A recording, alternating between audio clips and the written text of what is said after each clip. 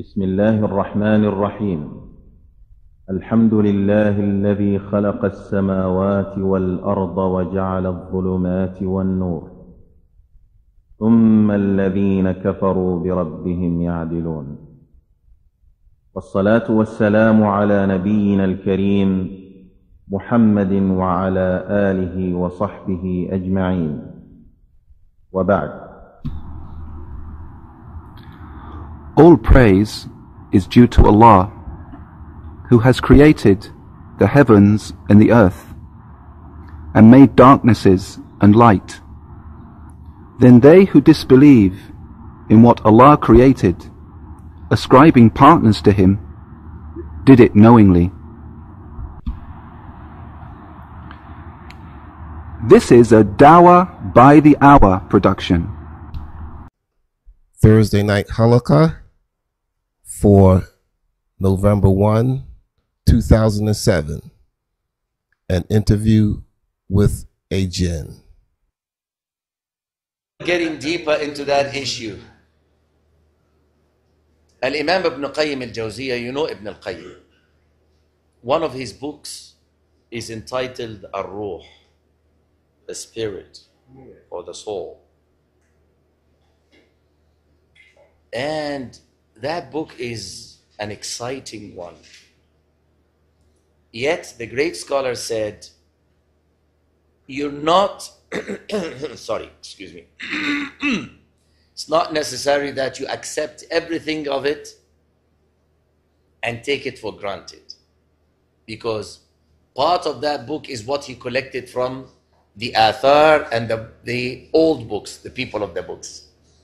Of the section which we do not deny, we neither deny nor accept.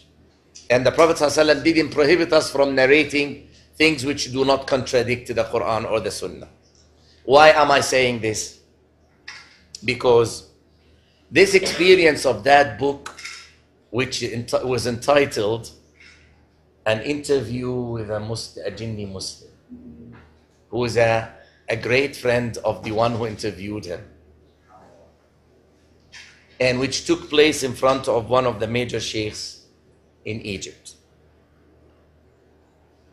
And the guy is well known as a Muslim journalist who behaves himself and respects his word. He's narrating his experience with that jinni who spent much time talking to him, and he asked him more than 100 questions about the life and the jinni's world. And the guy was so frank and open to him that 90% of his questions he answered in an amazing way, which gave people an indication. Yet I'm still saying we should not take everything like 100% for granted. He's a Muslim jinni from India who is a prince amongst the jinnis. And after his Islam, 10,000 of his bodyguards of jinnis adopted Islam. That's to give you an idea about that type of interview. I will not take it consequently, meaning because it's too long. But what is excellent about the book is the brother is always giving evidence and proof from the book and the Sunnah. And the authentic ones, Al-Bukhari and Muslim and As-Sahih, Al-Kutub Al-Sittah. And whatever he can't find a dalil for, he says it very clearly, that's what the jinni told me, and Allahu A'lam. The jinni was named Abdul Hakim after his Islam. As-salamu wa rahmatullahi wa barakatuh. Oh, they sent you here to enjoy listening to, I know that policy. Allah understand. He wants to be closer, huh? Maybe he would be, inshallah, one of the healers in the future, inshallah. Okay. We started last session with about 5 or 6 pages, and I stopped at something a bit dramatic or exciting that I said we'll continue next time. طيب. I'll try to pick up some of the questions from the consequence. The brother here, I will not go through the dalail from Al-Kitab and Al-Sunnah because it will take a very long time. But whoever would like to benefit from that, he can, inshallah, and he is good at Arabic language, he can, I can photocopy that book to him, which is not sold anymore here because it's out of print. I asked the Jinni Muslim,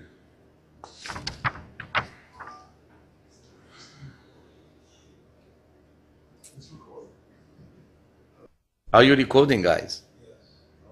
Allah musta'an. How old would the jinnis live? He said some of them for thousands of years. Some of us live up to 3,000 years. Others live for 4 or 5 or 6,000 years. But it is rare that someone lives up to 7,000 years. As for Iblis, he has been since Allah sent Adam down and he's alive. And he has his throne somewhere on earth, on the water, in an island. And his 5 kids, and he mentioned some names for the 5 kids of Iblis. The main 5 ones are still alive with him. I asked him, and how old are you?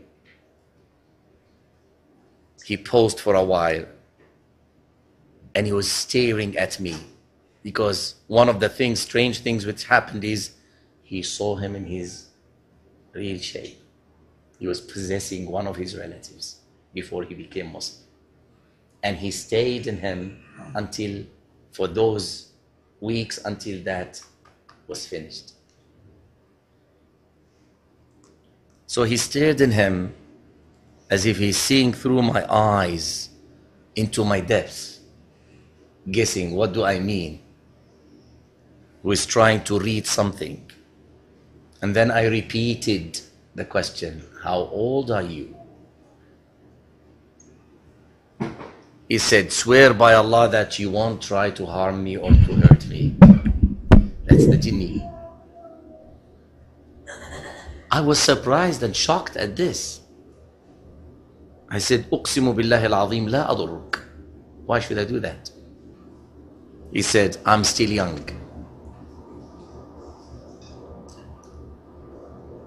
Compared to the human being, I'm like 15 or 17 with the human rate. He said, no, I want your real age. With the rate of the jinnis. He said 180. Which is, I'm in my adolescence. 180. He later explained to him that a baby jinni would nurse his mom for almost 40 or 50, up to 50 years. And he's still nursing. Most of the time, a baby jinni would be asleep. Not active, a baby. So 40 years? Yeah. Taking the milk of his mom, and he said, milk, exactly like you, human beings, and sleeping. As for your dad, is he still alive? Because he talked about thousands of years. He said, no, he died in a battle. He was kafir, disbeliever, his dad, which took place between him and his right-hand helper, whose name was Hud. And he was 950 years when he passed away. As for my great-grandfather,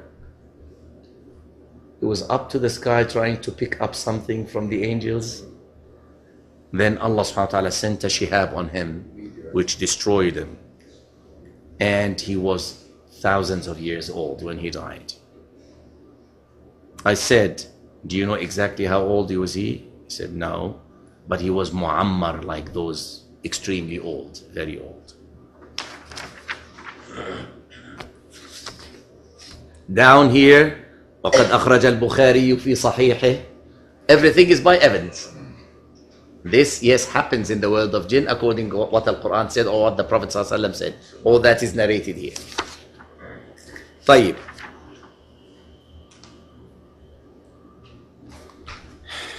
Allah musta'an.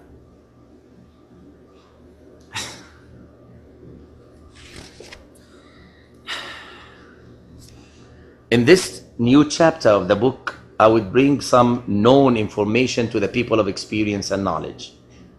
But still there are surprises and shocks for many people. Oh, this. Even in the American and Western world.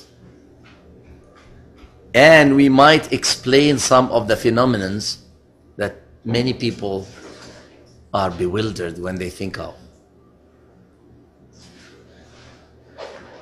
If we want to realize or picture or view that al-Jinn live in every spot of this earth, and to make it closer to the mind, I would say that man lives on the dry land only, right? Except when he travels, sails by boat or by plane. And the oceans and the seas cover most of our planet, more than 72%, whereas the dry land is only 28% or even less.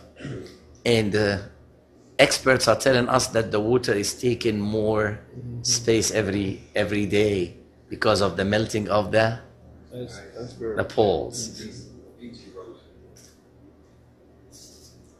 which made some experts to give our planet the title the water planet, because it is 70% of it is water.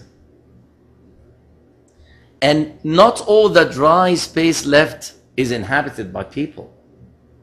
Lots of it is desert, as you all know, right? Subhanallah. They occupy less than 1/4 of that dry land left. They mean us? Yeah. No, the human beings. Right. Go to Egypt. In Egypt, we only live on the banks of the river In Cairo. Nile. La. Most of Cairo is what? Deserts and mountains. But we live on the river bank. Now, he moved from that to the world of the jinnis.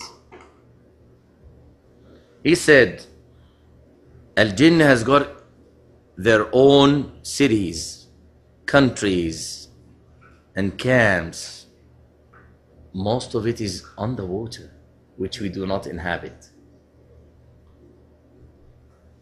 On the surface of the water. Sulaiman used them to build him castles and palaces at the bottom and on the surface. And when Balqis came from Yemen and she got into one of the palaces of Sulaiman, she thought it was water, so she moved her dress a little bit not to get wet. So he smiled and laughed, and everybody in the company laughed and said, it's crystal. And that crystal was on the surface of the water. It was so clear that she thought she's getting into water. And that's in the Quran. Right? قال إنه صرح ممرد من قوارير. طيب. And he has got camps and cities at the depth of the sea. My body in scuba diver. Have you ever got that feeling when we were at 150 or 40 feet down and we were looking around us and not seeing my body, that there is something? I did.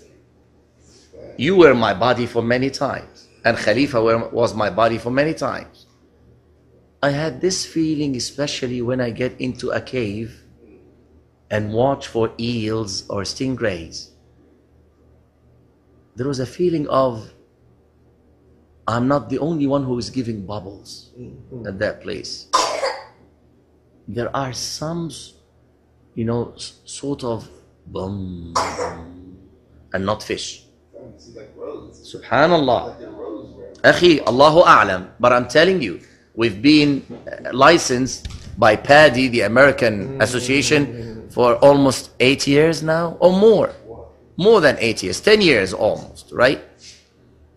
And we're both advanced divers. But we need to practice, right? This might fall, I'm afraid. I'll do my best not to cover it. And okay. Is that a command? Okay, he said, at the depths of the seas, oceans and rivers, they have got kingdoms, cities, constructions, and together with the great deserts of the world, from Nevada in America to the Sahara in Africa to that of Asia, Siberia, full of kingdoms for the Jinn. All the high mountains are their camps. All the empty places are their camps. So this planet is inhabited. Maybe there is not a span without someone yusabbihullah or yahmadullah. They inhabit the caves in the mountains. Some of them do inhabit the holes, like snakes, the holes and the cracks. And with all this enormous presence, they are crowding us in our own homes and rooms, at work, in the streets. So if you can see the jinnis, you would see no free space in the whole world, if you are allowed to see the jinnis. Now we believe that they are with us, because each one of us has got a qareen from al-jinn, and a qareen, and he's listening now, and he might be saying, oh, this guy got that information, but he's not that accurate in this. Maybe, Allahu A'lam. Some of them are permanent stayers in our houses, in our rooms, in our halls, in our yards. And some of them are devils and shayateen which inhabit our toilets and bathrooms. That's why we say, Na'udhu billahi min al-khubuthi wal khaba'ith. And some of them inhabit the sewage, small sewage holes. It is their home. Are they either good or bad, or are they like... No, those inhabiting inside are the evil ones. No, I'm The saying... toilet. I'm saying, are they like people, like, for example, all quote-unquote mushrik of the humans aren't quote-unquote evil? No. I mean, they're mushrik, we know that, No. but they're not always harming Muslims like this and like that. So some of them are like that also? Na'am. Okay. But whoever is shaitan is only evil. Sir. But because there are two types, he explained to him that jinnis and shayateen are two different types. They are made from the same fire, but the fire is like something different from the nature of the fire a shaitan is made of and the jinnis are made from. He will explain that. But when he asked him for more, he said, I can't say anymore. That's it. طيب. In a nutshell, they are a unique world by themselves. They feel their own world as if it is their own homes, plantation, cities, history, faith and dogmas, parties, populations, kings, universities, hospitals, and everything you imagine in your world is found in the jinni's world. Later on, we will know that the Salafi jinnis, females, are covered ones with veils. You might be shocked to know that. طيب. Those who live in the cities or villages or towns mostly Muslims, whereas some of them are not. But the others who are not Muslims don't prefer to live in the cities and towns, and except in the toilets and those places, dirty places. Christian jinnis inhabit the Christian houses, mostly. And most of the Christian jinnis are settled in the churches. They love it. The Jewish ones in their abbeys and with the Jewish people. And a huge number are found in the so-called Israel. Affected and affecting. So there is like interaction, like a circle. The Muslim jinn is always seeking Muslim house to live in. And they seek the true Muslim practicing ones, not the ones by name, because they want to learn from them and to be behind them in salah, even if they're not aware. If they pray a sunnah, you would find 5, 6 of them or 10, a family of Muslim jinnis, and they are exactly having a line of adults, then kids, then their females behind you, praying with you. And if you beautifully, affect their voice, your voice of Quran, they would love you and get closer to you, never harming you. On the opposite, they try their best to defend you against any evil jinni. Yet, their percentage amongst the whole jinnis all over the world is like the percentage of the Muslims. And the practicing ones are like the practicing ones amongst the Muslims. So they're suffering, being persecuted, being put in jail, being killed, being tortured, exactly as many of the true Muslims are treated in this dunya. You'd be amazed to know that. When a Muslim jinni finds that those Muslims are not practicing Islam, they are Muslims by name, they are not praying, they would leave very upset and sad, seeking another house which the name of Allah is mentioned sincerely in. A Muslim jinni is extremely sincere in his deen. And he is applying his deen extremely literally, letter by letter.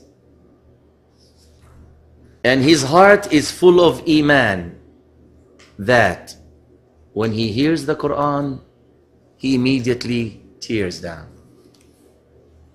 And he has got that inhaling and exhaling loud, as the Prophet ﷺ and the Sahaba did, and moaning and sighing from the fear of Allah subhanahu wa ta'ala.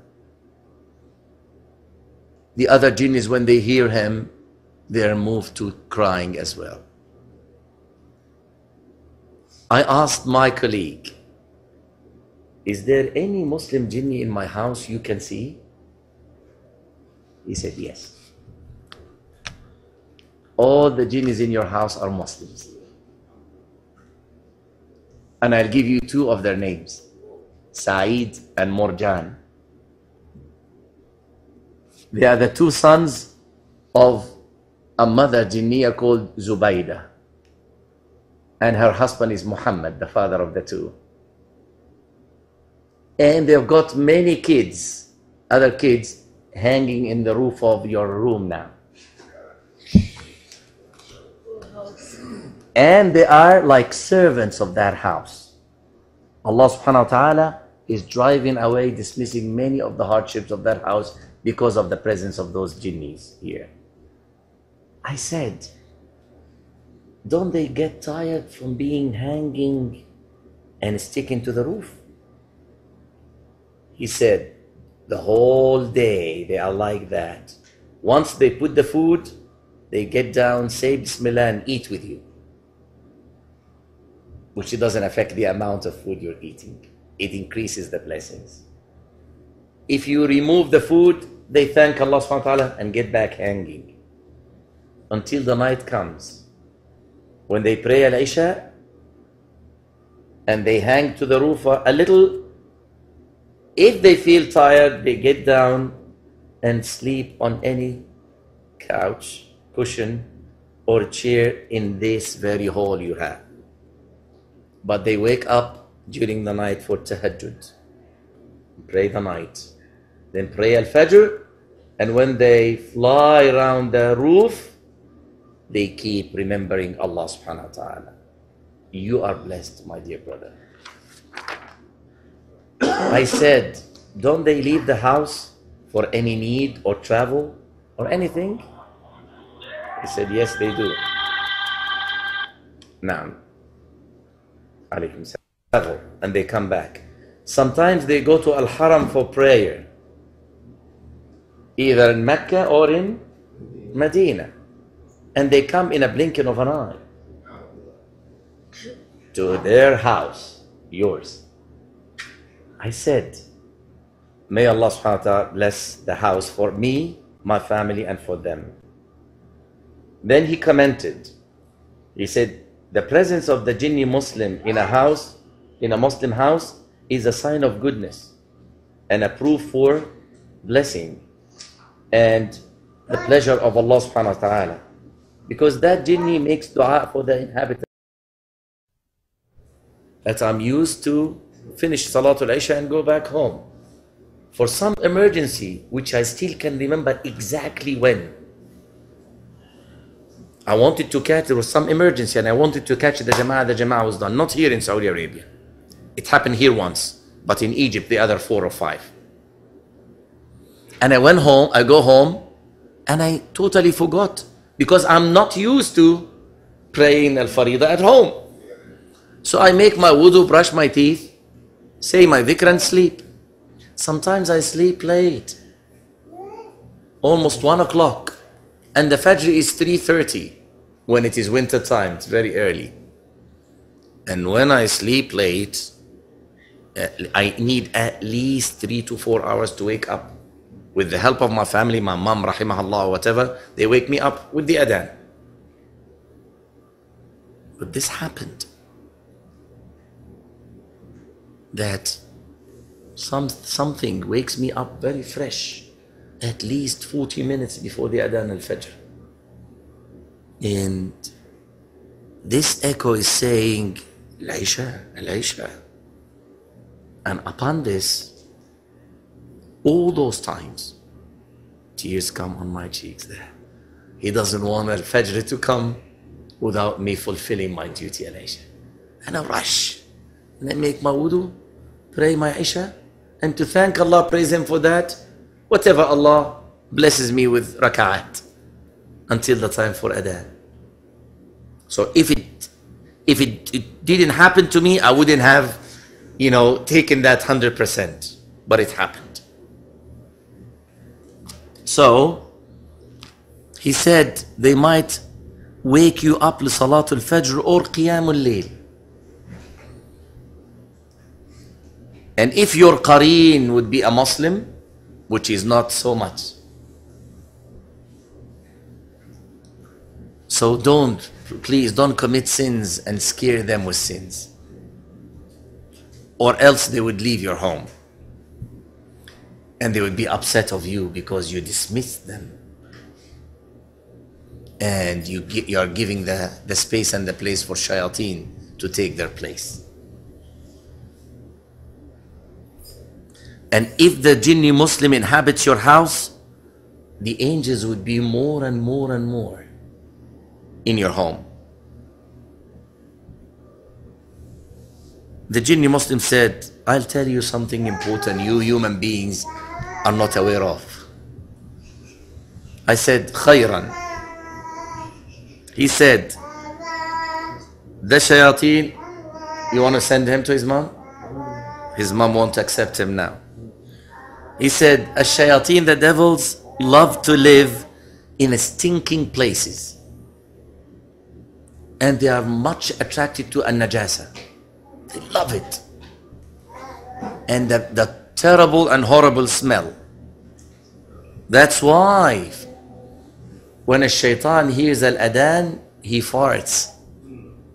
Because he loves the bad smell to cover him and run away. You studied that from the hadith of the Prophet ﷺ. And one of the ways of healing someone possessed is to call adhan. Because this adhan is like burning him bit by bit. Repeating al-adhan and reading from Surah As-Saffat, 10 ayat and some procedure only those experienced know. So when they hear the adhan, they run away to the nearest toilet. And they put their hands on their ears not to hear the adhan, or use their thobe to cover themselves. Some of them skip and jump in a second into the sewage holes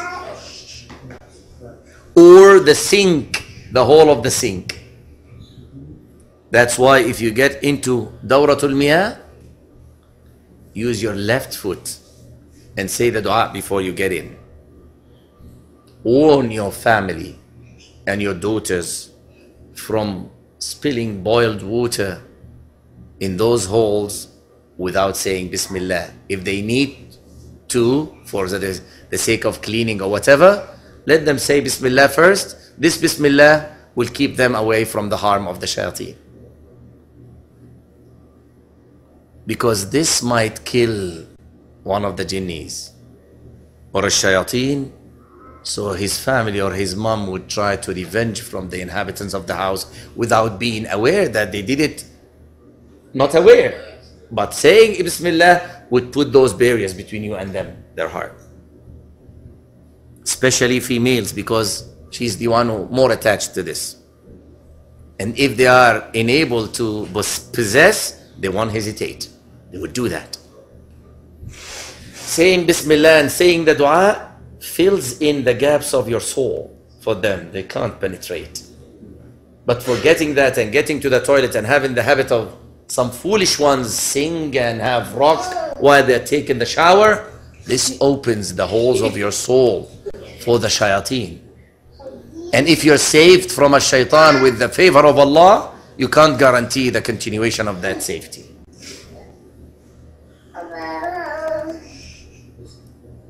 Beware of idols or statues or pictures hanging on the walls. But yes, of living things. He said, Alhamdulillah, I never had any of that in my house, but I had a goose, like a small goose, with its inside like an opening, a hole. I make it for the garbage.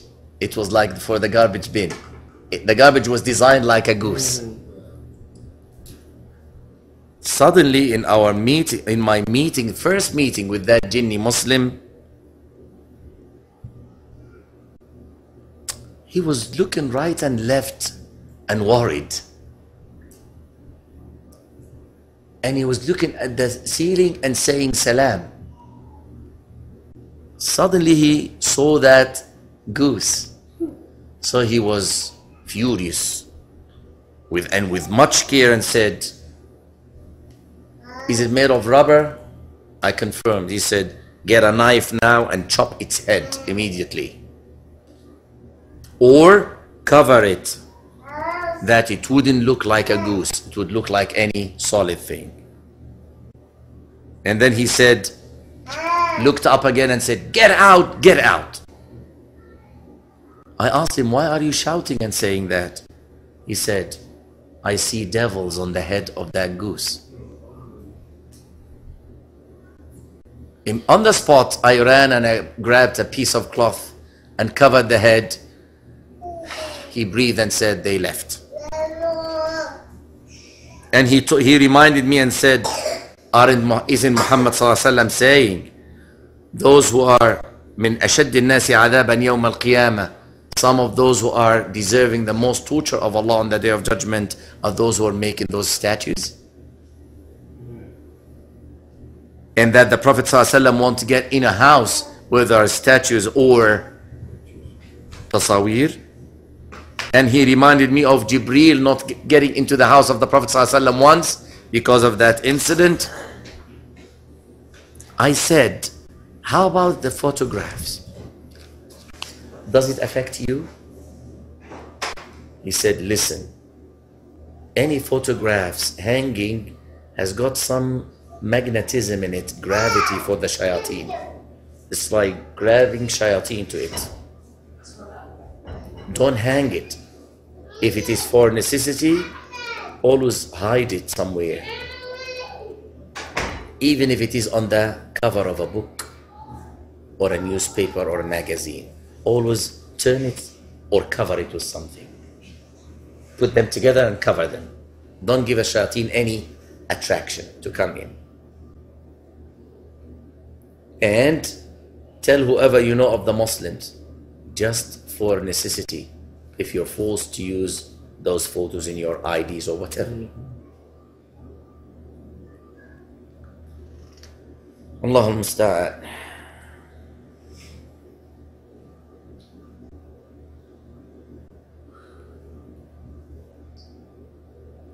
طيب, I want to ask you about this magnetism you're talking about, which is found in statues and photos. Is it true? Is it true magnetism, or you're just making it closer to my mind? He said, no, it's true 100%. Exactly like the magnetism which is taking you guys to the gravity. Satan, shaitan can smell it exactly as you smell the odors and the smell of anything. And he sees it from far away because it's like a rays or beams. It's like for you, like a cloud. So shaitan comes to it running as if he's coming to delicious food. There was an elephant toy for my kid, and another was like a doll. I said, those thrown on the moquette here. He said, no, these are toys for kids. They don't attract shayateen. I said, why? He said, I don't know the reason. I'm telling you what I can see. But didn't Aisha used to play with such a thing? Radiallahu anha. The Jinn said that? Naam. And Muhammad did not prohibit her from that? Maybe the gravity or the magnetism in it is put out by the help of Allah subhanahu wa ta'ala for the sake of the amusement of the kids. Because I don't see them attracted to that. I told them, please, stare and gaze on those elephants, and can you see the isha'at, the beams and the rays like that coming from the goose? He said, no, it's too faint. Very, very little. Because kids playing with it and throwing it away are destroying much of those beams and radiation in it. I said, Subhanallah. Sadaqa Rasulullah sallallahu alayhi wa sallam. I said to the Jinni Muslim, he said to me, don't abandon any room in your house without using it, moving in it, doing something in it. Don't lock a room for a long time, and for a month or 6 months or so. Because if you have a bedroom and you leave it empty without remembering Allah in it, or sleeping in it with the remembrance of Allah subhanahu wa ta'ala, the devil prefers that place, and he gets in it to sleep on that bed, and he occupies that room. I said, you mean the beds in the abandoned rooms are beds for shayateen, or any abandoned bed? He said, both.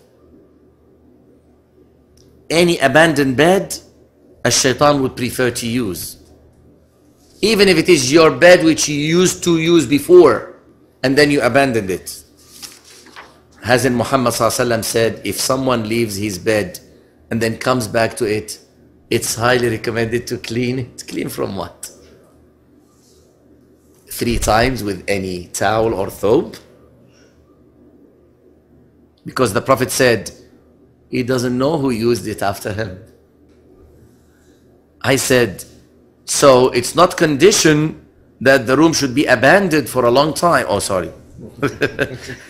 Would be abandoned for a long time. He said, of course not. But Any abandoned room or abandoned bed for a long time is 100% a shaitan's place. Not only one, many. As long as, if the name of Allah is not remembered in that room or on that bed. He added, there are armies for Iblis spreading everywhere called al-mutasakki'un. What do you call those youth who walk aimlessly just for fun? Yeah.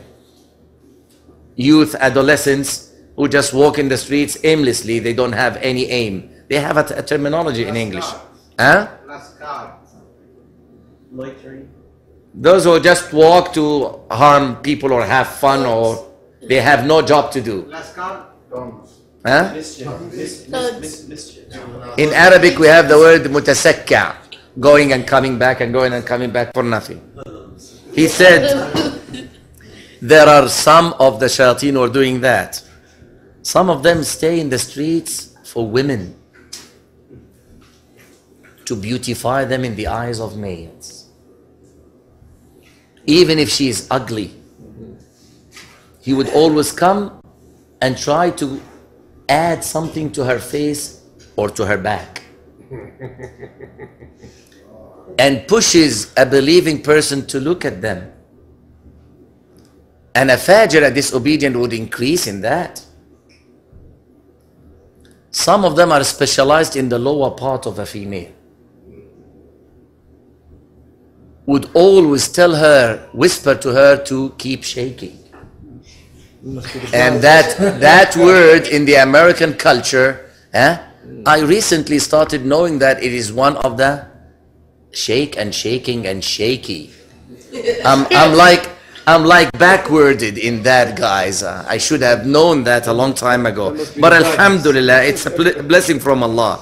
Because when I keep listening to the kids singing and saying, yeah, shake and shaky, and most of your songs are like shake, shake, baby, right? Allah understand. Na'udhu billah, worse than that. I better not talk about this. And from those shayateen who is, and he keeps beautifying, decorating that area for any looker. This guy, those guys work day and night, non-stop, 24 hours. He only relaxes very shortly because he is addicted to that work. Most of the shayateen are more active during the night, in the darkness. If Allah would have enabled you to see them, you would be amazed of the huge number by the evening, the coming of the evening. Some of them are specialized in harming and hurting kids, making them fight against each other, or pushing them towards playing in dangerous places, high places, to fall and die, or get injured the rest of his life, or make some of them wound the others, that the adults get involved, the parents. Then a shayateen who are, what's the terminology used? Bombs. How do you spell it? B-U-M. B-U-M, bums. A'udhu billah. BMW, bums. They interfere and pour oil over that fire of fighting, and in most cases it ends in a crime. I said, to that degree a shaitan would use man as a plaything. Where is the mind or mentality of man? He said, a wise person who remembers Allah subhanahu wa ta'ala does not get involved in that. That's why the Prophet ﷺ repeated the advice, don't get angry. Ash-shayateen are aware of this in man, this weakness. So tens or hundreds of them would gather around man in this situation and push him down to get, and I see some shayateen of kids saying, fight, fight, fight, fight, during the breaks sometimes. Yes. Big ones who are 14 and 15. I'm in my office and I hear something like, I open the window and I see those groups. Two are fighting, and instead of separating them or helping them, the kids go fight, fight, fight, fight until a supervisor runs and catches them before it's too. And I ask them, why are you doing that? They love to see that fight. Of course, they are surrounded by thousands of manarati shayateen. They must be. Allah musta'an.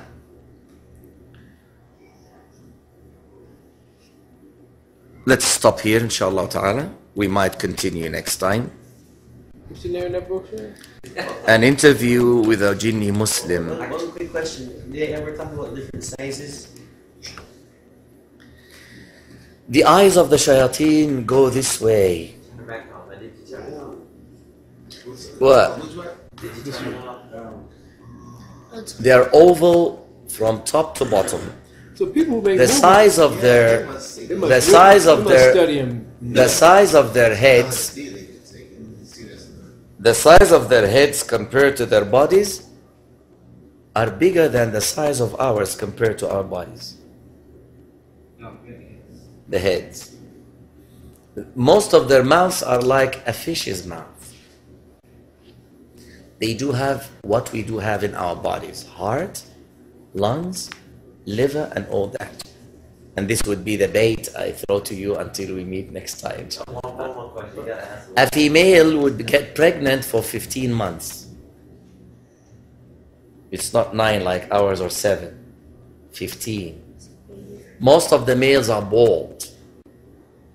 The females are most of the females are dragging their hair on the ground. He will describe in detail their skeleton and what is meat and flesh to them in their concept. How do their ears look like? Their noses, the tips of their noses, how do they look like? Closer to the Japanese noses, Chinese ones, very small and tiny. Ears are very small and tiny, except those who come in the shape of an animal, because some of them come in shape of animals. I don't want to burn all the cards, but let me remind you again, we are not taking everything here for granted. It's what a trusted Jinni Muslim who would weep when he hears the Quran. He accepted Islam, and at the hands of that man. Who's this man? Egyptian. What's his name? Muhammad Isa Dawood. And this happened with a very famous, in front of a very famous Egyptian sheikh. Most of you have heard about him, Sheikh Kishk. He passed away like 10 to 15 years ago. Rahmatullah. Just one quick question about the shayateen. Do they look different than the regular? Yeah. He said that he explained the difference between the jinnis and the shayateen, and he said, you guys think of us as horrible shaped ones. If you would be able to see us, you would not compare the so-called beauty of human beings to the beauty of the jinnis. He said, some of us are marvelous in their beauty that you won't believe that they are jinnis. What? It's not the idea in your mind that all the jinnis are horrible. No. We're very normal, and put many lines after the word normal. We have very beautiful ones, males and females, that you're amazed if you can see us in reality. And the shayateen? Shayateen are totally different. They are horrible. They have got 2 little horns here, which the Prophet ﷺ mentioned that the sun comes from between the 2 horns of Aisha. And he used the hadith of the Prophet ﷺ as-sahiha. So he's not giving you something without reference of the Kitab and the Sunnah. I'm not a mufti of Jinni, by the way, and I want to go back home safely and go to bed, sleep safely. I don't want any one of them to, inshallah, alhamdulillah, I'm protected. I have a question, because we know they're going to be in Jannah and Jahannam. Na'am. Will we see them then? Listen to Surah Al-Rahman. Nah, but I'm saying, I mentioned it last time. Right, and I remember years ago you said when they heard it, they even had a more acceptance of that ayah. But I'm saying, will we see them then? Will you see the angels? No. Will you see the angels? I'm asking a question. Oh, okay, I'm sorry. Why not the jinn? Nah, okay. Will you see Allah? Nah. Why not the jinn? If we go to Jannah, inshallah, and ask Allah that. One question, you're very humble, Akhi. Thank you very much. You got one question. It's something that's kind of plagued me, but a student came to me yesterday, and he mentioned something that brought it back. And he said that one of his relatives, in his grandmother's house, there was a Djinn there, and that his Djinn kept on coming back even when he recited the Quran. It wouldn't dispel the Djinn. And I know a brother whose ex-wife was like possessed by some Djinn and kept on being attacked by them. So she kept on reciting Quran and they would still come. So what is that? Why? Now you're talking about position. And there is a whole chapter the Jinni talked to him about position and what happens exactly. And the tricks played by the Jinnis. And the characteristics which should be found in a healer. The one who tries to heal and get out the Jinni exorcism from someone. Leave that question until we come to that chapter. But you will know, you will learn many of their tricks. What they do, inshallah. Allah musta'an. La, sometimes they're weak ones, or those who get weak through reading Quran and Quran on them, that some of them are burnt up to half of them.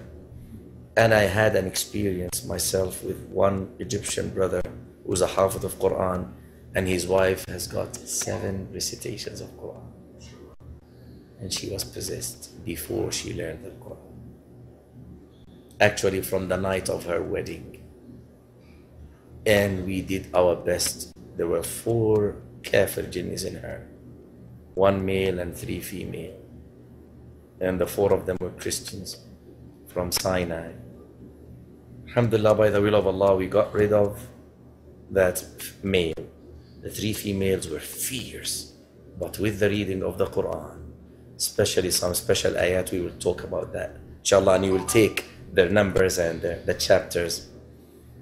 Alhamdulillah, 2 of them were dismissed and still struggling with 1. نسأل الله أن يشفيها. May Allah subhanahu wa ta'ala cure her. How did they survive it? It's a very strange world. They're not holding on to the sunnah properly. No, because نسأل الله أن she was reading Quran, just reading. You know, sometimes it paralyzes her tongue when she starts to read Ayat al-Kursi on herself. She gets unconscious in seconds. So that's the power and the ability of that one left. But she's getting weaker and weaker, that Jinni. And I hope, inshallah, in no time, she will leave her, inshallah. I mean, is there a reason for that? Lots of reasons. Yeah, for possession? No, not for possession, but for the reason that they can withstand Quran. This is rare. Yani in 99% of reading special ayat on them, they can never stand it. But this is a very rare case, like a trial and imtihan from Allah subhanahu wa ta'ala for the sabr. And that Jinni said, I don't know how I'm staying. Because you killed and smashed all the others. Why I'm staying, that's something I don't know. Allahu A'lam. Like Iblis himself, he will mention some amazing things about Bermuda Triangle. And Formosa, amazing things that a shaitan refused to tell him. But I have a feeling that there is something. He said, please don't ask me. It's amazing though how you see certain things, I mean, since childhood and stuff, like, and then you learn Islam, and you see how people must really study, and you know what I mean? Even like the cartoon concept, when I'm about to do something, you see the little angel on one side, say, oh no, don't do it. Then you see the guy, the horns and everything, no, go ahead, feel her butt. You know what I'm saying? No, I'm serious. But I'm saying though, but then you learn as a Muslim, it might not be 100%, but you know you have one on the right, one on the left. This is what I'm saying. Eating the apples from that tree until he's too fat, and the guy is like slapping him on the face. Kind of things, you know. These people are probably inspired by the shaitan. He talked by the UFOs, that trick of the UFOs, and said, No, don't do it like they raised that. It's a little bit short. he said many people think of the so-called other creatures, and most of it are done by jinnis. Yeah, that's what I figured. The UFOs and those vast and fast, you know, lights and shapes, and people witnessed and saw something in their fields. He said that most of it are done by special types of jinnis and devils to scare people. But he didn't deny the possibility of having other creations on other planets. He said, I can't confirm and I can't deny. What I can see and what I can feel, according to our ability, is it is possible. They were created 2,000 years before Adam. More than So that. they have advances. Because they were on Earth first, right? When destroyed, sir. He said, while we were discussing and we came very close to each other, he usually had this sense of, we were created before you. And I had to give him the piece of advice, listen, do not feel proud because it's a sin. And he had to admit his mistake and ask me for forgiveness. I said, forgive me, I was ignorant when I said that to you. That you can't be proud of yourself because you were created before us. He said, Allimni, teach me. Is it true that they're like the thing about the Jinn is that generally they're quite ignorant? Generally speaking, in regards to aliens. Some of them are experts. The word ignorant which came is ignorant of how to deal with us and treat us. And one of the examples I mentioned is when that guy is running thunderously and slamming a door, and there was a baby jinni sitting playing with his brother at the edge of the door. They like edges, and a shaitan likes to sit between the sun and the shade. That's why we are prohibited from praying, half of us in the sun, or even sleeping, half of us in the... He gave all these deleels. He said, I can see devils and shayateen now. He's relaxing. Half of them in sun and half of them in the shade. Don't do like them. And if you do that, you feel uncomfortable. If you get between the shade and the sun, Yeah. you feel uncomfortable. So, Pipe was all hot. if he slams the door and he kills any of those babies, the mother does not think the same way we think. She wants the revenge. A year, some of them for 25 years. And some of them the whole life. When a person dies, his qareen doesn't die. And one of the big surprises he mentioned here is the qareen of the Prophet ﷺ is still alive. And he's given durus in Al-Baqiyah area to the jinnis. You can't get a space to get to him to learn. And any jinni who embraces Islam, the first thing he does is he goes to take knowledge at the hands of the qareen of the Prophet ﷺ in Al-Baqiyah area. That should be exciting, right? Question, please. A quick question. We understand the Quran, for example, other jinni that lives in other countries, America, Asia. They understand the Quran. They have no problem. Same way. Think of the humans, you think of the jinn. Exactly. You will find Shia amongst them, Sufiya amongst them, Christians, Jews. He said all But if you read types. Quran, they understand. For example, if I go to America, Akhi, the Prophet ﷺ is sent to them as well. they They are. understand it. قل أوحي إلي أنه استمع نفر من I الجن know that. فقالوا إنا سمعنا قرآنا عجبا يهدي إلى الرشد فآمنا به. How would they say that if they don't understand it? Come on, brother. Can you tell us one of the ayahs from the Quran? Sorry? Can you tell us one of the ayahs from the Quran that they would use to get the genie out? As I told you, Ayatul Kursi is on the top of them. Al-Fatiha, the two Mu'awwidhateen, 10 ayat of Surah Al-Saffat, mainly this is extremely hard on them. وَالصَّافَّاتِ صَفًّا. Verse 10. The first 10. These are extremely hard, especially if it is read on a glass of water after, when they're still struggling, trying to stick to the, not leave the body. If it is read as a final step on the glass of water and then thrown on him or even given to the sick person to drink, it can destroy that jinni inside into pieces. And it either comes, 90% of it comes through vomiting into pieces, or if not, with the stool. And I don't want to go, Akhi, I'm hungry, Akhi. I'm hungry, excuse me. Just one more. The jinns have battles. Have what? Exactly like men. Battle. And they come to support the believing people. And he said, in Afghanistan, I saw wonders how we supported and helped many of the Muslims in Afghanistan against the Russians. And his dream is to be able to go to Palestine and support the Muslims there and fight with them against the Jews. He said, I'm preparing myself for that. I want to die as a martyr. And then there is a hadith in Yom Qiyamah, it will be when the trees start to speak, they will help Muslims. Not only trees, Hajar wa Shajar, Yes. the rocks. And I'm hungry. I want to go home. My family would prepare some food for me.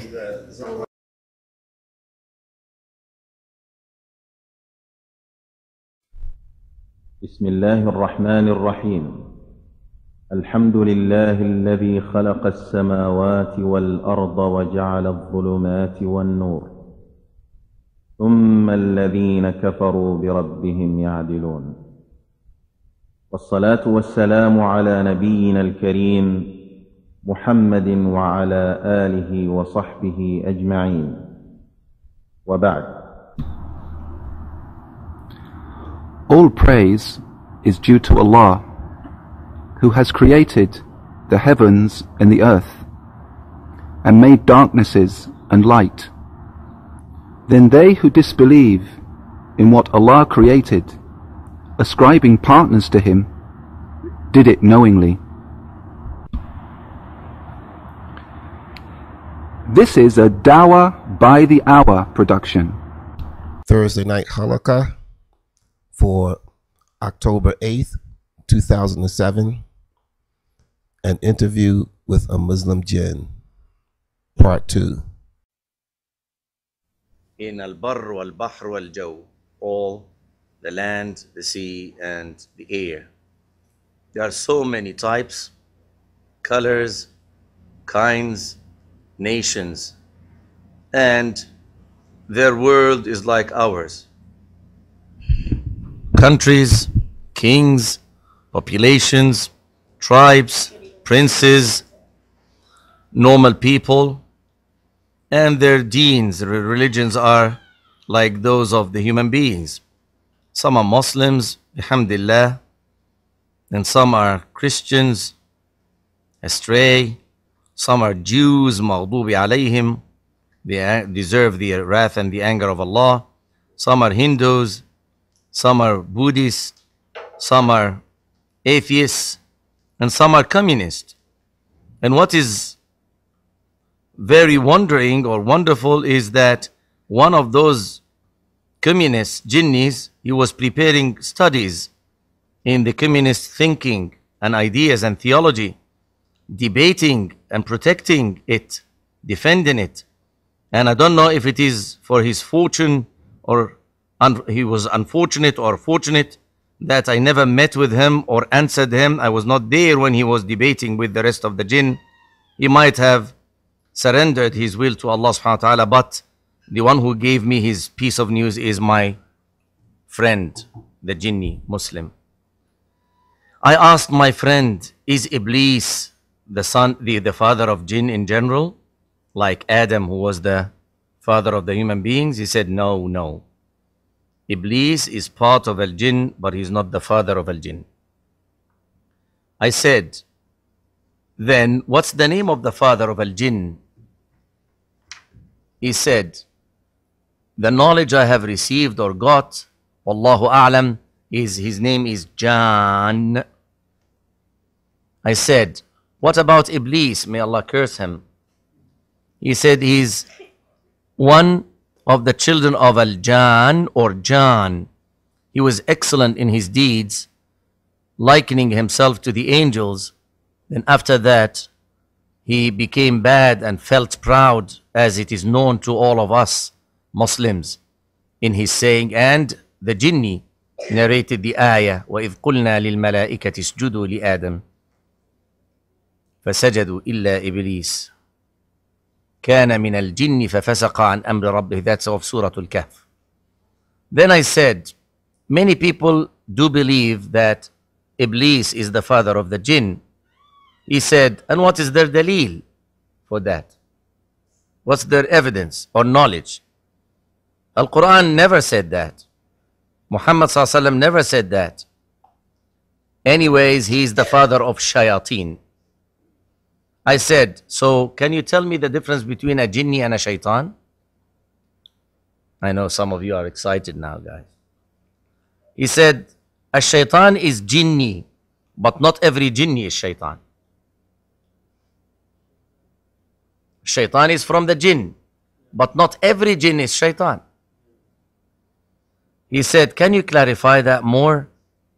Because I'm thinking of writing a book and telling my brothers, the human, what you're saying now. He said, it's simple. Iblis married a jinniya, a female jinni who believed in him and his ideas. And they have offsprings, dhurriya. All their offsprings are called shayateen. And they have different shapes. And most of them are maskh. Maskh is when someone is like distorted like a monster. What do you call this? If someone, those come in the movies in very scary, disfigured like dogs. And they have got camps and cities, mostly in the deserts, in the mountains, and the abandoned and very far away islands, and on the surface of the water of the sea. After my Islam, and still the jinni is talking, then I'm grateful to Allah, then to Ismail, your cousin, who was possessed by him, by that jinni. I can say that whoever is not Muslim and does not apply Allah subhanahu wa ta'ala commands and what Muhammad sallallahu alaihi wasallam brought is a shaitan, no matter how good looking he is, from the jinni or from amongst you human. And in this case, Iblis is considered the father of both, even of you human, if you're not believing. And he's the spiritual father for all. You might be amazed if I tell you that Iblis is the Za'im, the leader, the father, and the Ilah, the God for all the non-Muslim jinnis. They all work under his flag. And every one of them is satisfied or happy with whatever asalib or ways of life they're leading. I said, explain more. He said, I can't say anymore. Maybe later. Suddenly the jinni Muslim said, but let me tell you something. Iblis has got a huge kingdom, ministers, a government, big administrations, representatives that are huge. 5 of them, you've got to know them and warn yourself and others from. The first one, his name is Thabar. Thabar, with that. And he's the one who would come to anyone in hardship, anyone who lost a member of the family, like a mother losing her son or whatever. So he would whisper to her or to him to slap his face and reject the qadr of Allah subhanahu wa ta'ala. And maybe he took that name from Yad'u Thubura in Al-Quran. Yad'u Thubura, the one who slaps the face and screams because of the musibah, the hardship. And he is the one who puts on the tongues of those who are in hardship the words of rejection, dissatisfaction, and not accepting the qada of Allah subhanahu wa ta'ala and his qadr. The second one is Dasim. Still, the brother here is saying, I'm telling you according to the pronunciation of the jinni, Dasim. And he's the one who does his effort, exerts his effort to destroy families and make wives hated, especially righteous ones, to their husbands until the husbands divorce them. And he is the most beloved kid of Iblis to his heart in his big administration. The third one is Al-A'war, the one-eyed. And he's the one who facilitates zina, adultery, and keeps pushing people towards it. And he sends his own kids decorating and ornamenting the lower part of any woman coming outside in the street not covered properly. And you guys have got so many of those women who are called Muslims these days doing that. The fourth one is called Maswat. And he is the one who teaches people telling lies. And he can come in the shape of a man, sits in a meeting or a gathering, spreads rumor and lies. He has a comment down here, maybe referring to Shaitan himself attending the people of Quraysh when they decided to kill the Prophet ﷺ in the shape of an old man. The fifth one is Zalambur or Zalnabur. And he's the one who is responsible for fairs and markets all over the world. Himself, Zalnabur. Ya Allah al-Musta'an. All over the world, himself and his kids, his offsprings. They are the main reason for deceit of the businessmen, buyer and seller, fighting in the aswaq, and all sort of evil corruption happening in. That's why we are asked, required to say isti'adha when we get in a market or a fair. I surprised him by saying, I want you to tell me something new which I don't know. I have read such a thing before. I know that. He said, no problem. I can narrate to you tens or even thousands of names of the helpers of Shaitan in his administration. But this is not so important. The most important is tell the people and remind yourself of seeking refuge with Allah subhanahu wa ta'ala from them, from their whisper, from their evil. I asked him, are all these five still alive you talked about? Since Mujahid, one of the main interpreters of the Quran, you usually read Qatada, Dhahak and Mujahid, one of the students of Ibn Abbas, talked about them more than 1,300 years ago in the tafsir, and everything is in the footnotes here. He brings the reference of Al-Bukhari, Muslim or Tafsir Ibn Kathir. The name of that Jinni Muslim is Ibn Kanjur. As I told you, he's from India, and he was not Muslim before he became Muslim. He was Hindu, and he's a prince amongst the Jinn, and his followers are thousands. 10,000 of them adopted Islam at his hands after he became Muslim, and he's guarded by them. He's like an Amir, a prince. Ibn Kanjur, he answered saying, yes, they are still alive. The Jinni is Muammar. I told you before that most of us live for hundreds of years, and some live for thousands of years. I think I covered that last time. That's why I just linked this to that. طيب. Allahumma salli ala Muhammad. Then we talked about the jinn is living, the jinn is living in his house. When he asked him, can you see any jinn is living in my house here?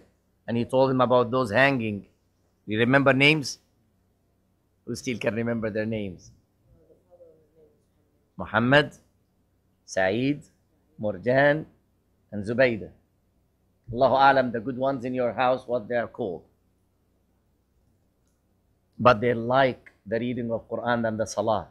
And they do their best to protect the inhabitants of the house from the evil ones.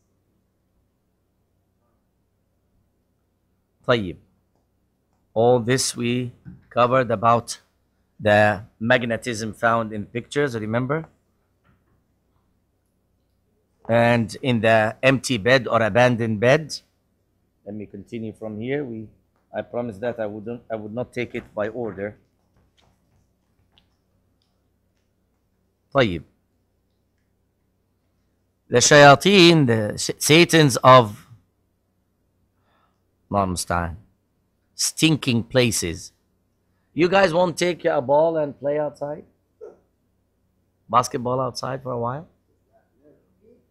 If you're tired. But if a command comes to you from your dads, would you do that? Yeah, we need privacy for a while. We need privacy for... Don't sell them.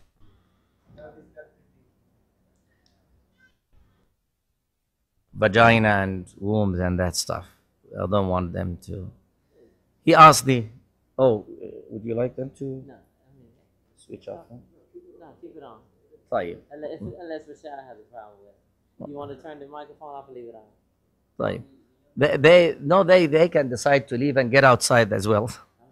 So the Jinni Muslim was saying, and some of the Satans, shayateen, are like groups and camps.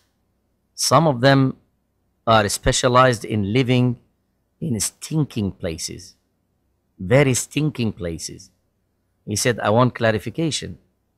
He said, some of the shayateen live in the vaginas of the prostitutes and the adulterers. So this would make it easy for him to push her towards working 24 hours. And for whoever sleeps with her. So whoever sleeps with her would come back and come back and come back because of that shaitan who gives him a special feeling. He's living inside. I said, are you kidding? Is that true or whispering? I mean, living in the womb? He said, حقيقة. أقسم بالله العظيم. So many shayateen and jinni confessed to me after they became Muslims that they are coming out from the womb of such female or from the vagina of such female.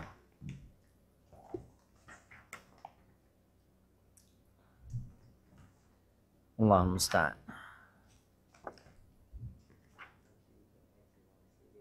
And then he continued, some of them live in the anus of the female or the male who are homos to make it lovable to them, that activity, and making it easier, the terminology for that out, sodomy. And some of them live in the lesbians' vaginas, that they become addicted to those activities.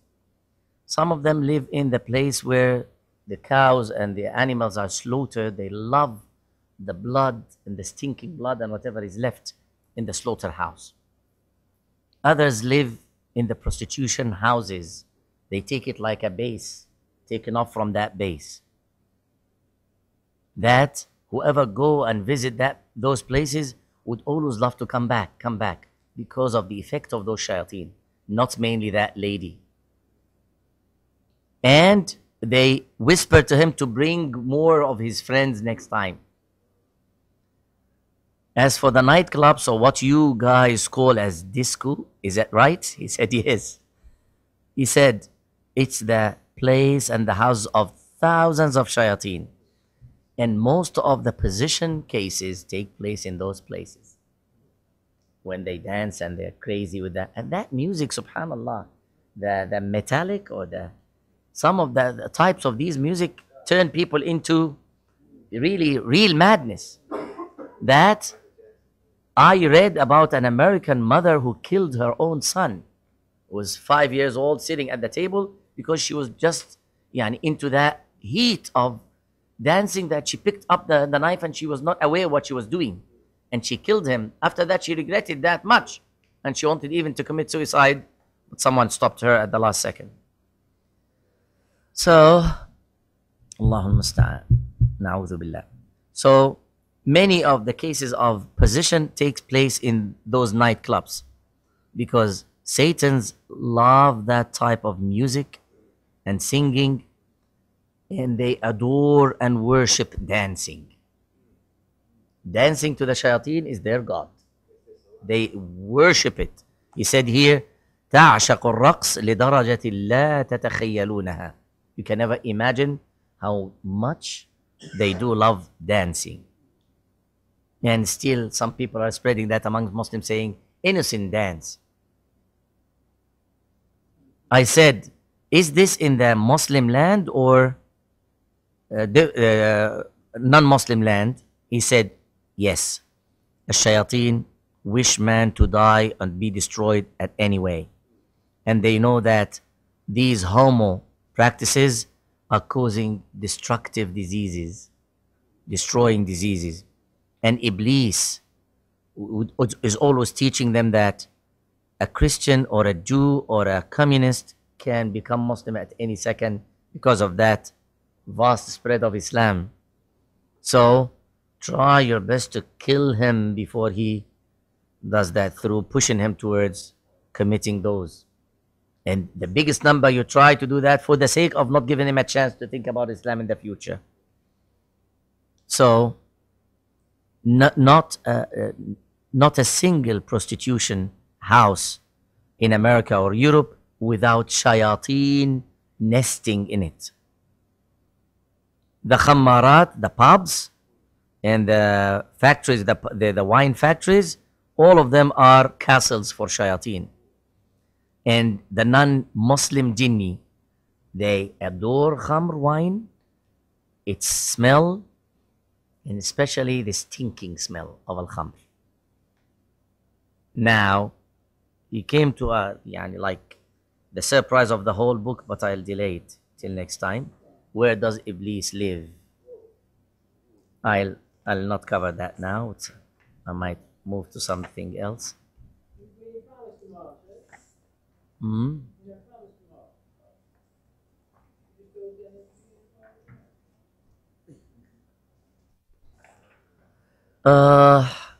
UFOs. UFO. I said to him, his name became Mustafa Kangur, that's the jinni.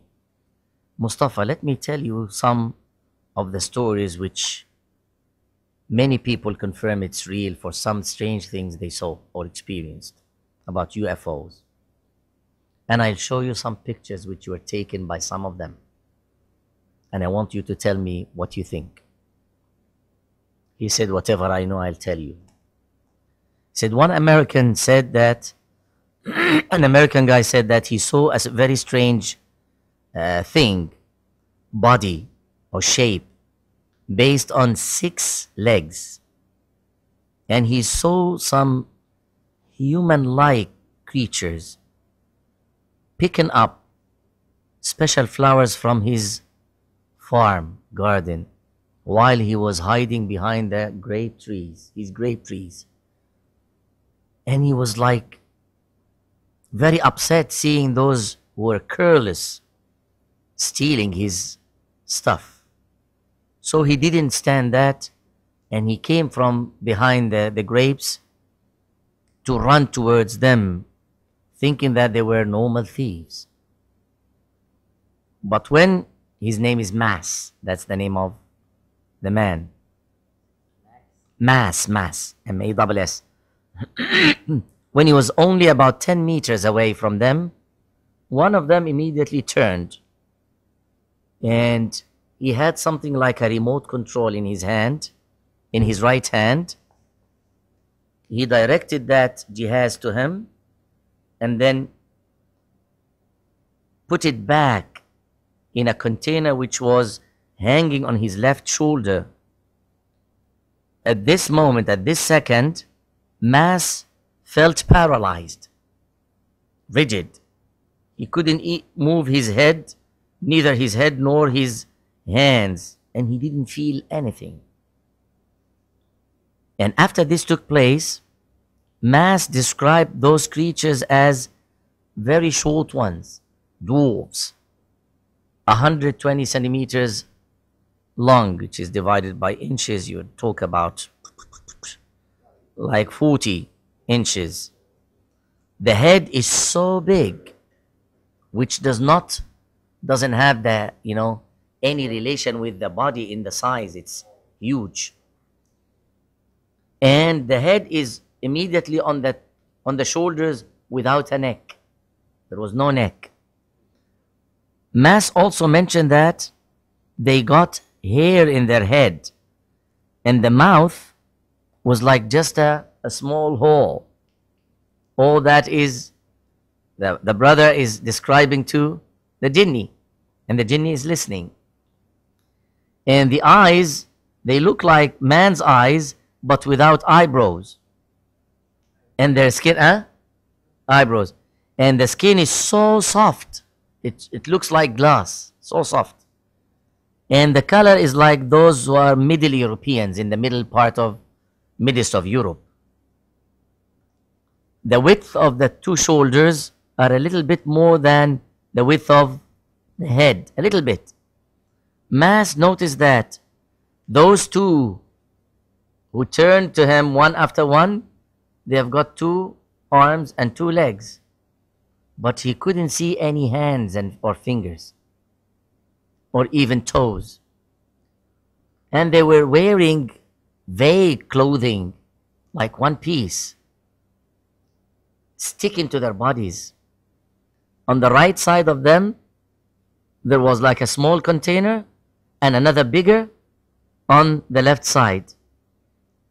Mas said those 2 particular ones went back to the remote control of that set, which was 2.5 meters high, meaning double size any one of them.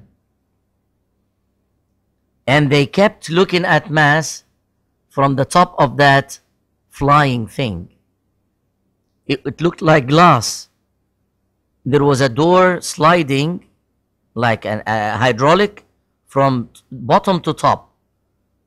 Then all their legs disappeared, and there was like a silent explosion.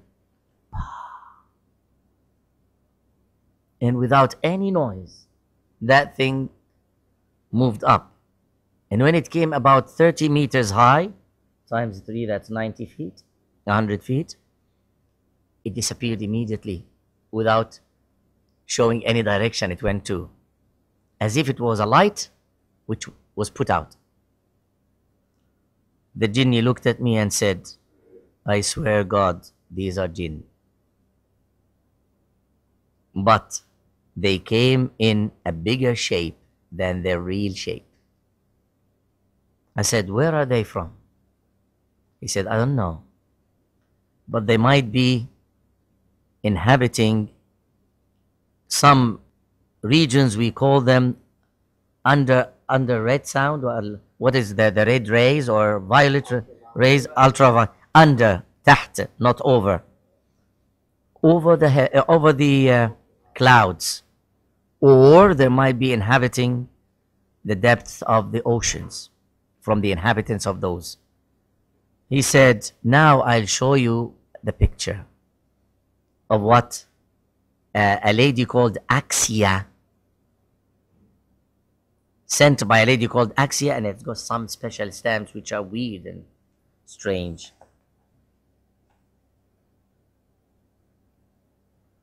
That's 87. Let's take a move here. You're gonna need to write down where you stop at and where you stop. La, we said that we'll pick up from different parts.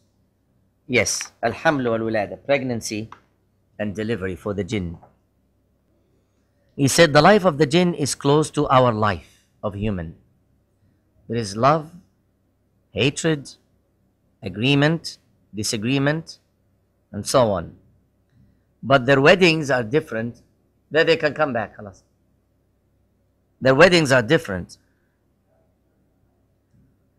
Even in how much they cost. Between a class and a class, a different class. Family to another family. City to a city, a country to a country. You came with their wedding here. And even their meeting or sleeping together is like us. But what fits their tiny sizes. And even he practices that thing a man practices, a male practices, when he's provoked or moved. And he's got sperm, lust, deep love, feelings. I'm telling you, we Jinni are very close to you in all these. Salam. The wedding night with the Jinnis are like that for the Insi. They are alone by themselves, husband and wife. And she's not virgin anymore that night because she was virgin before.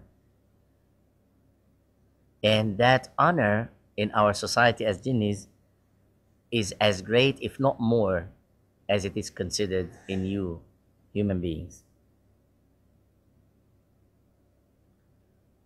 How old are usually the Jinnis when they get married? He's a journalist. He knows what to ask. He said immediately after, reaching the age of puberty. But most of the Jinn do marry at the age of 170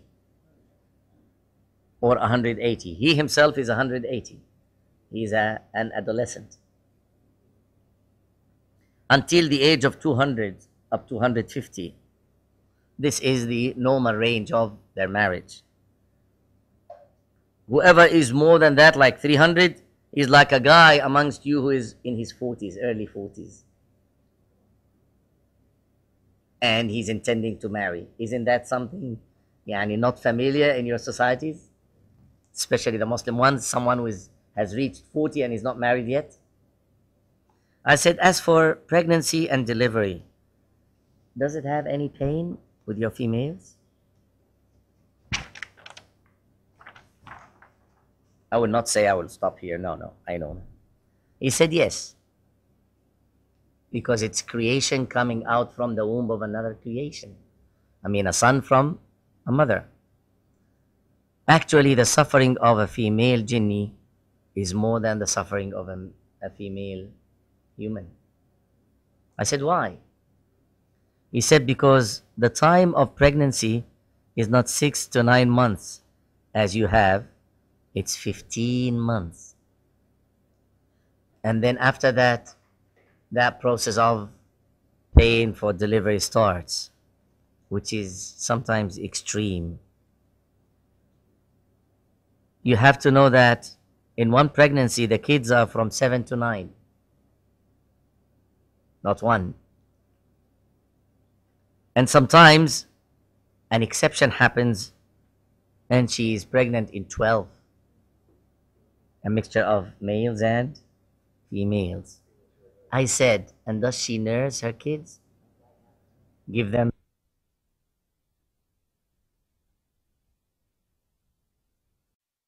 a baby Jinni would take the age of a life of one of you. How old a human being lives normally. Yeah, the years he's taken milk. He said the baby Jinni stays without moving much or talking much for a very long time, and most of the time, 90% of the time, he's asleep. I said, and after that, he said, normal, he grows up, learns, he gets to schools, universities, exactly like yours. But we are high-tech, and our knowledge is fitting our life. Some of us learn medicine, others learn architecture, others learn journalism, and arts. Exactly like you, but whatever fits our own life. I said, marriage between human and jinn. Is that possible? And those who narrated stories about that, he said, it's impossible. This, you are a creation and we are a different creation. You have your own nature and we have our own. Why has Allah subhanahu wa ta'ala said in the Quran then? And the jinn is given him ayat of Quran. And one of his signs is that he has created for you azwaj min anfusikum, from your own gender, human. لِتَسْكُنُوا إِلَيْهَا, that you would relate to them and get the tranquility and the love. This ayah applies to the jinnis as well. He is created from our own gender, jinniyas, for marriage. People like to be with each other, and the jinn like to be with each other. I said, but there are many events that ensure that this type of marriage sometimes takes place. It has been said that Balqis of Yemen, one of her parents was a jinni, the mother. He said, listen to me, this marriage is not real, except in one case. If that jinni comes in the shape of a human being, or if the female jinni comes in the shape of a lady. And this is extremely, extremely rare, or almost impossible. And you know, you have a rule in Islam that exception has got no rule. He's a faqih. And to ensure this to you, I would tell you that even if such things take place, it's extremely what? Odd and rare. And if it happens, surely no pregnancy takes place.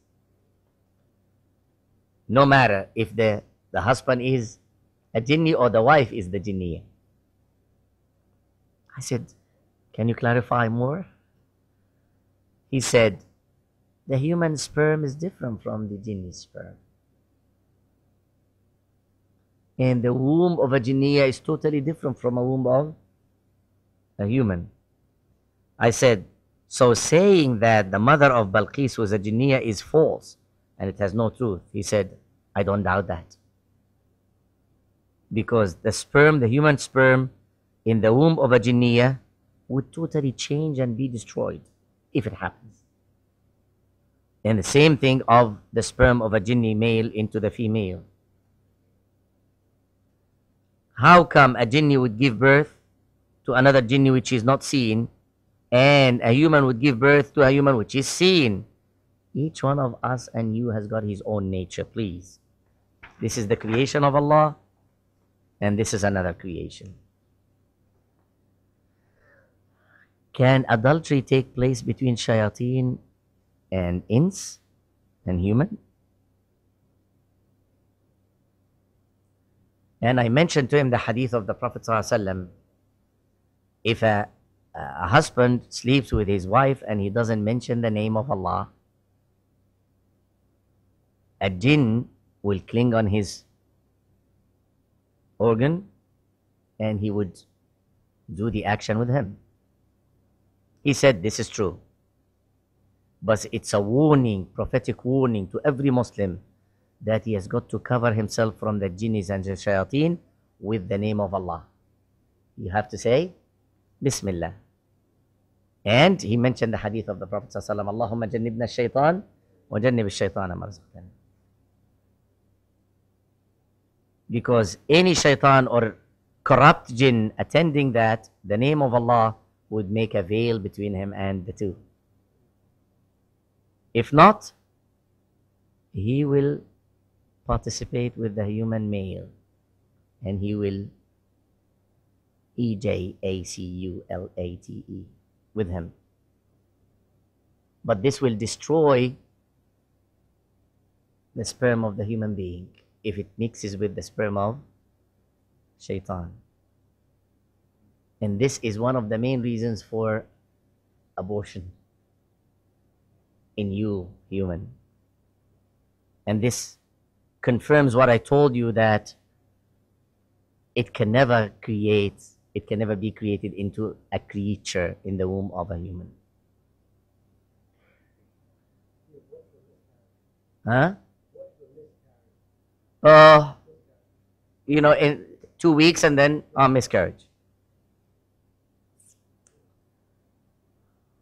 طيب. He said, last week, I have dismissed a jinni who caused the miscarriage of a woman 4 times. And my friend mentioned the name of that woman and where she is from, and I knew that woman and I knew the case, but I never knew that it was because of jinni, and I keep that a secret for covering on that family.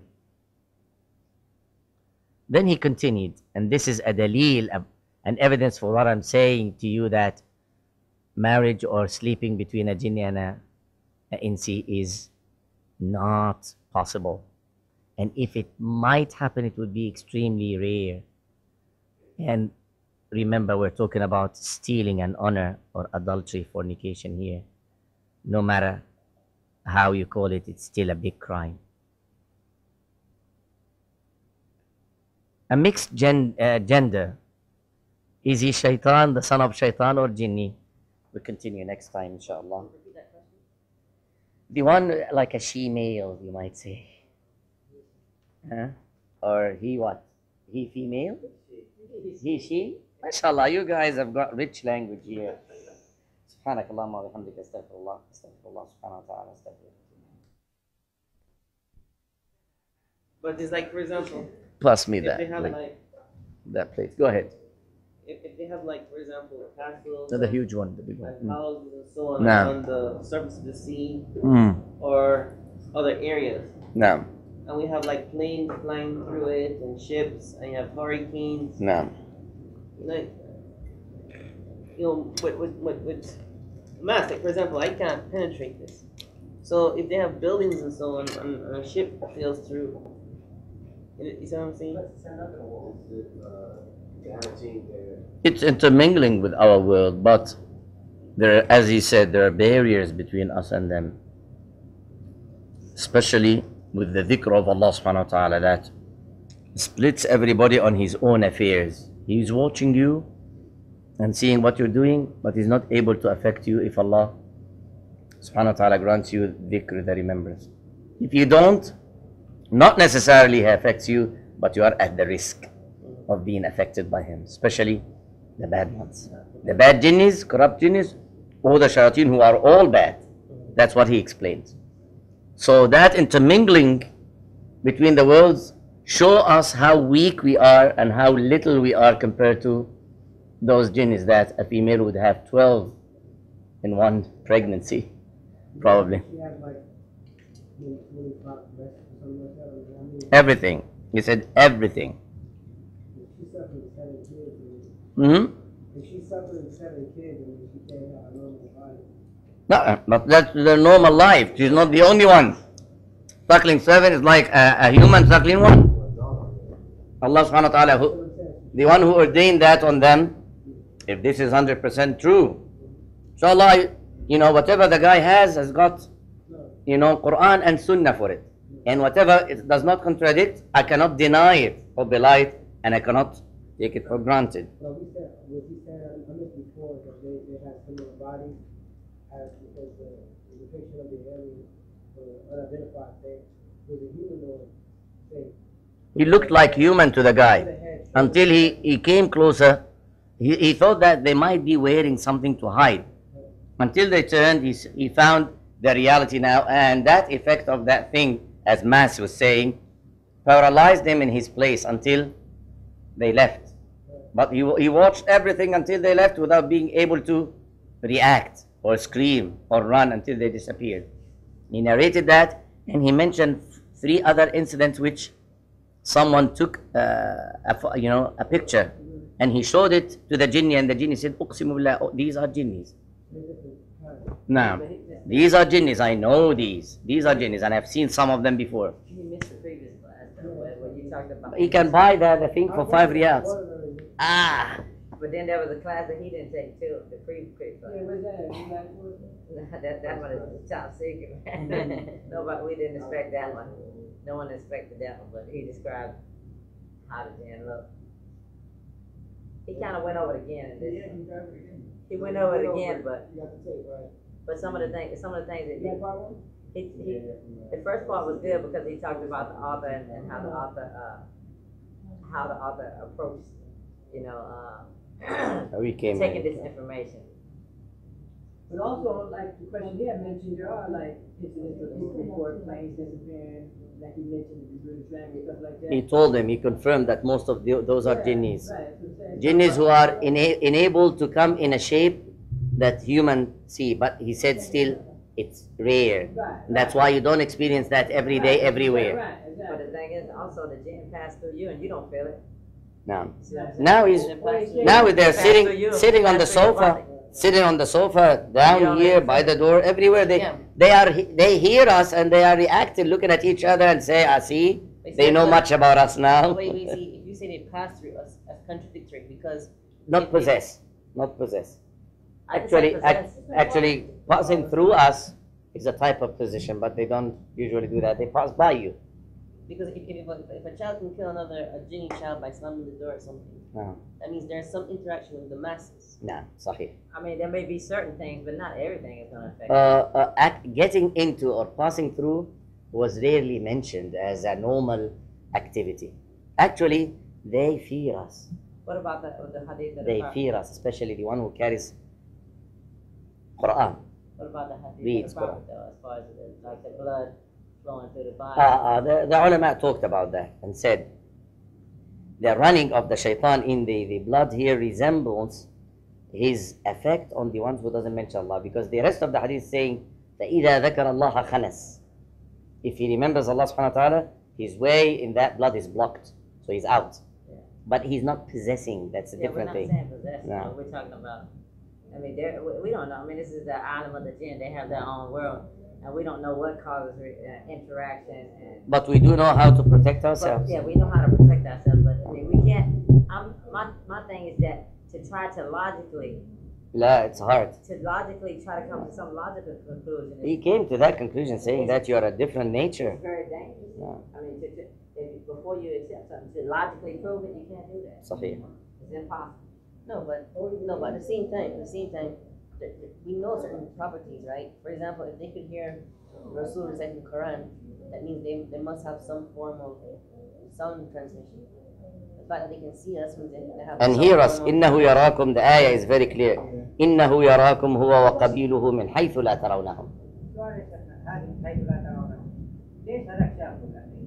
ما أنا أقول لك. وليش أبو هريرة شاف الجني؟ يعني إذن الله سبحانه وتعالى في أحيان قليلة جدا لحكمة يعلمها الله سبحانه وتعالى. Why did that mass see the jinnis? I said, and why did Abu Huraira see the jinni? Allah subhanahu wa ta'ala might allow it in rare cases or some cases. Yeah, we don't know. I mean, we don't know. But then again, all of these things are not really. I mean, the way I see it, we should treat these things as a dhikr, Neutral. a dhikr, and encouragement to seek refuge with what the Prophet ﷺ has taught us. You know, this is the real benefit, not to try to figure out what he got 25 breaths. You can't. It's not easy. Or do they run and jump like we do? That's not the point. We know certain things like they affect us. They can't have an effect on us. If Allah wills. If Allah wills, and we can have an effect on them, and they can do some bad things. If you can kill them unaware, so you have an effect on them. And that they have armies, and that that they're against us. So this, the shayateen, of course. These are the things that we need to benefit from. Not so much as clinging to how many I got hanging from my ceiling or things like that. This is not the point. Is that it should encourage. I mean, it should make us aware of the reality of the world of the animal Jinn. I think one of the biggest questions is, do they have a whisper assigned to them as well? A what? No, they do.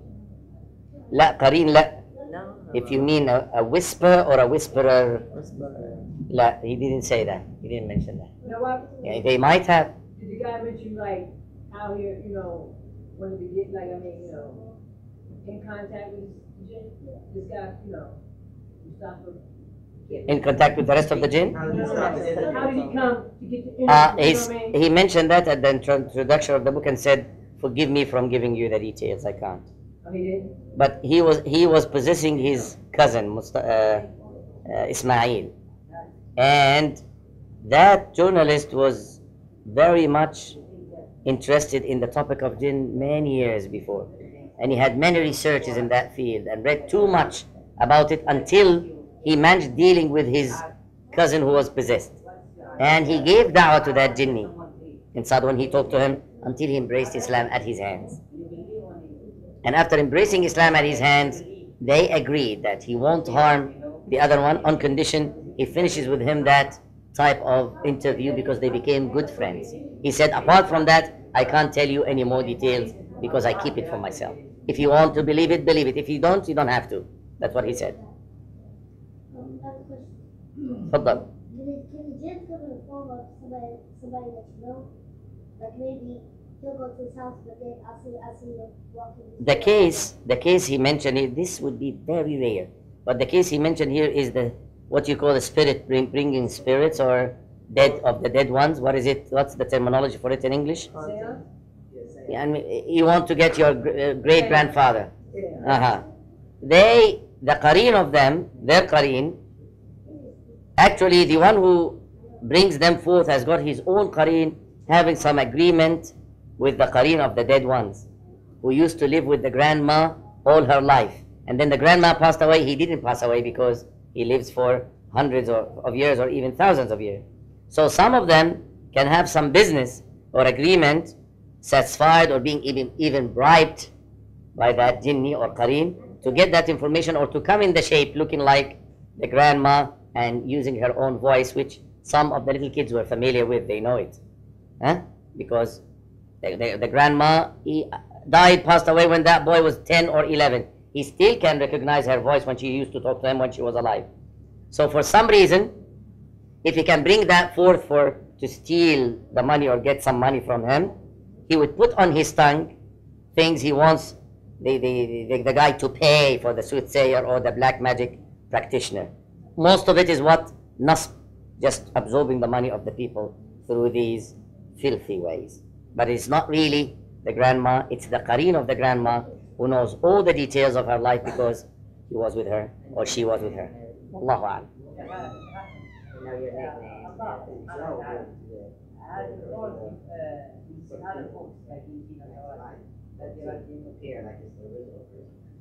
We read about Jesus Isa alayhi salam coming to a possessed person, and he ordered the demon to come out. And the demon came out, that's in the Bible. And then that demon possessed a herd of swine, which became mad on the spot and rushed towards the river and committed suicide and died. This sign found and mentioned in the Bible, together with the very famous saying of Isa that there would be coming some people who pretend they can do such and such and that. They are sahara, they are liars. Not everybody bringing something strange on his hand is a miracle, or he can pretend he's a prophet. This is another clear saying in the Bible that Isa was warning against those who use jinnis or black magic to fascinate people and try to persuade Isa alayhi salam in the Bible. So there are many signs found in the Bible and in the Old Testament about that. Wallahu a'lam. He answered that question. He was asked about that, and he said, still, if the jinnis can come in the shape of a human being, and he said, don't think that this is easy. One of the hardest things for any jinni is changing his form, because this would mean sometimes dying for him, and he would be at the risk of being killed at any time if the human realizes what happened. And he might not be able to get back. It's not an easy thing like pressing a button.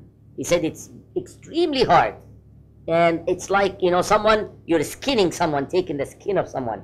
He said it would happen, but with very, very few number of jinnis and shayateen, especially those Allah gave them married. The word married is very special powers to do that. Yet they suffer, and they're like exhausted, as it's giving out their souls when they change. And if they do it, they never do it mostly or as a habit or tradition, maybe once in their life, that very few number. I'm talking about people who say that, my ex-wife, she said she knew somebody who she sees like these Jinn in my house sitting on her bed and stuff like that. But how can she describe him? And how would she know he's a jinn? Because, other people can't see them. Yet it's not his real shape. He might have come to in a different shape, which is different from a jinni as well. Yeah, this person. Hmm? This person can see. Not everybody can see, but this individual, you can see them. If he's familiar dealing with jinnis, with magic, yes. He said something like that. If a black magic practitioner is so close and deep and devoting himself to that shaitan, a shaitan can appear to him in his real shape sometimes. He said so. So, if that relative was a non-Muslim, a Muslim, that's a different case. Allahu A'lam. I can't give fatwa about that. بسم الله الرحمن الرحيم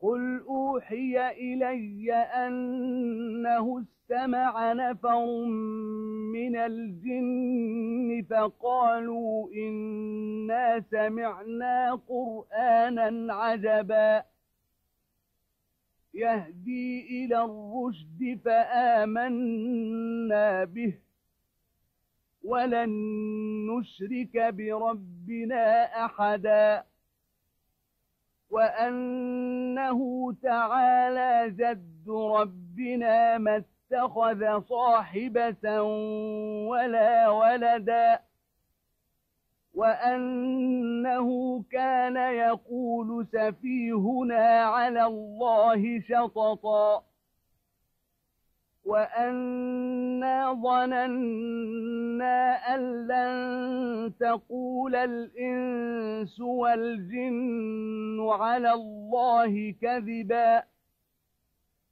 وأنه كان رجال من الإنس يعوذون برجال من الجن فزادوهم رهقا وأنهم ظنوا كما ظننتم أن لن يبعث الله أحدا وأنا لمسنا السماء فوجدناها ملئت حرسا شديدا وشهبا وأنا كنا نقعد منها مقاعد للسمع فمن يستمع الآن يجد له شهابا رصدا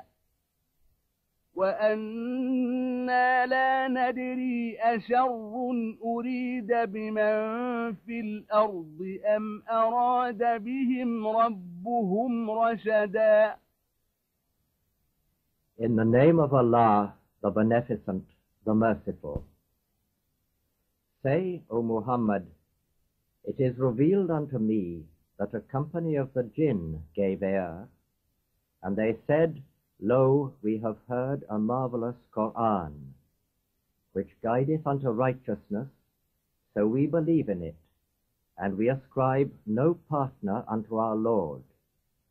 And we believe that He, exalted be the glory of our Lord, has taken neither wife nor son, and that the foolish one among us used to speak concerning Allah an atrocious lie.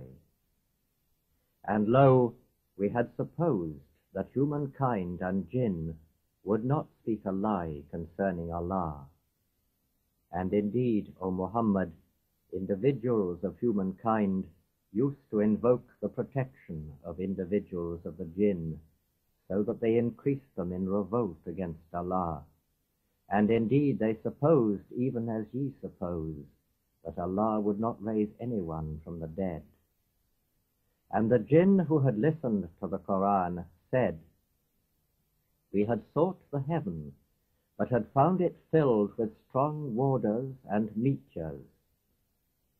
And we used to sit on places high therein to listen. But he who listeneth now findeth a flame in wait for him. And we know not whether harm is boded unto all who are in the earth, or whether their Lord intendeth guidance for them.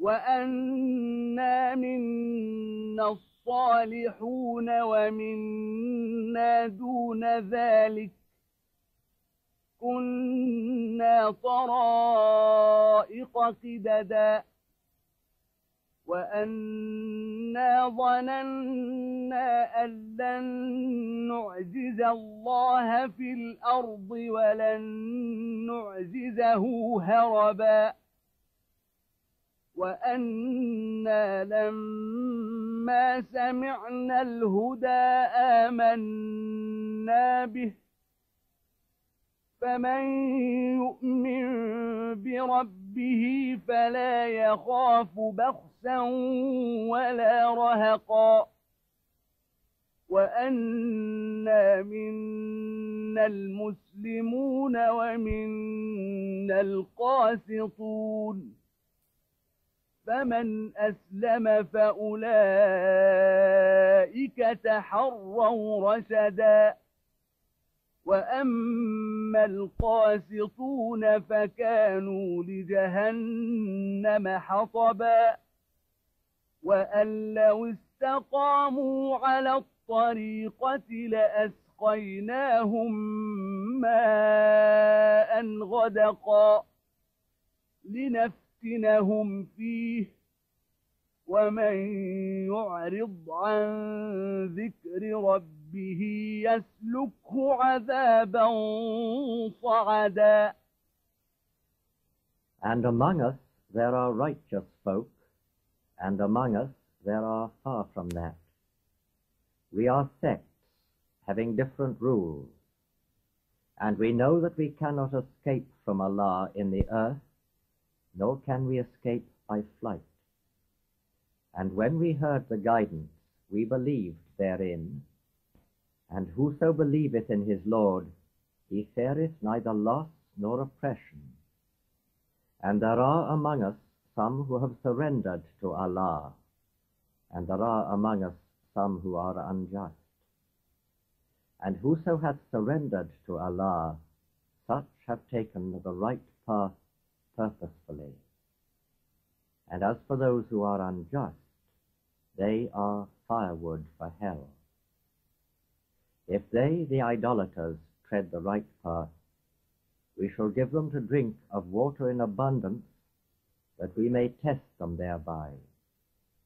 And whoso turneth away from the remembrance of his Lord, he will thrust him into ever-growing torment.